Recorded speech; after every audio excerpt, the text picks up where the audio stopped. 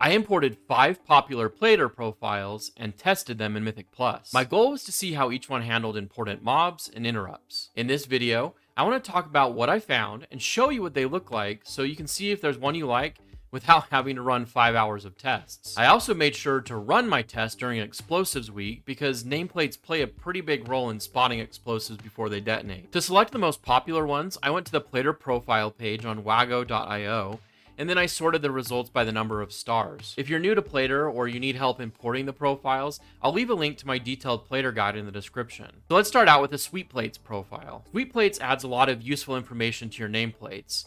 For example, you can see your target's remaining health above the plate, CC and stuns are shown to the right, while your target's buffs are shown to the left, and you can also see your target's mana or other resources below their health bar. In Mythic Plus, Sweetplates changes the health bar color for dangerous mobs. Normal plates are colored in red, while dangerous mobs are typically blue, purple, or pink.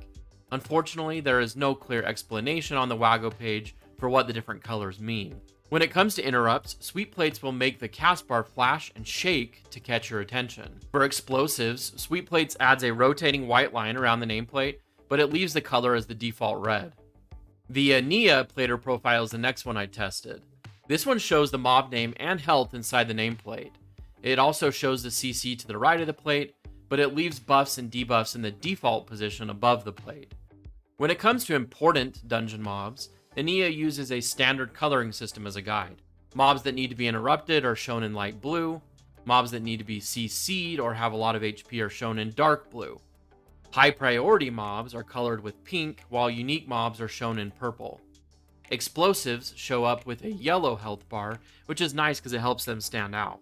If you like this coloring breakout, you can actually download the color settings by themselves and then use those in any other plater profile. To do this, you need to click on the link under the Plater NPC colors on the Wago page. From there, open the NPC colors tab in the Plater options and then import that paste bin string. The Aenea profile doesn't change the cast bars for abilities that need interrupting, so you'll have to rely on the nameplate colors alone.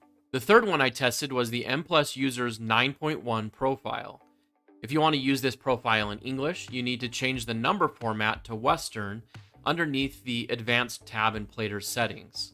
As far as the layout of the plates goes, buffs and CC are shown on the right side of the plate. Health amount is shown in the health bar, and debuffs are shown above. The bars are green by default, but important mobs are typically shown in purple or light blue. I was impressed with the colors, especially on some of the spewer pulls in Theater of Pain. The spewers, who cast the Withering Discharge, were shown in a pink-purple color, while surrounding mobs were shown in a gray color, which made it easy to spot the priority mob. Explosives were also easy to see with their yellow color and their glow. For interrupts, the 9.1 profile highlights the cast bar and shakes it to warn you that something dangerous is coming. The Better Pixel Perfect profile had the second highest number of stars. It shows the mob's health in the health bar, debuffs above the frame to the left, and the target's buffs above the frame on the right. It also has the standard space to the right of the plate to show CCs and stuns. Most of the plates share the same color, red out of combat, and then they turn blue when engaged. In a few cases, important mobs are highlighted in pink. Explosives use the standard coloring scheme though, so it can be kind of hard to spot them. Fortunately, the cast bar flashes, shakes, and turns yellow when enemies are casting spells that need interrupting. Now for the profile with the most stars, the original Pixel Perfect M Plus setup. One of the first things you'll notice is that this profile hasn't been updated since the last patch in BFA.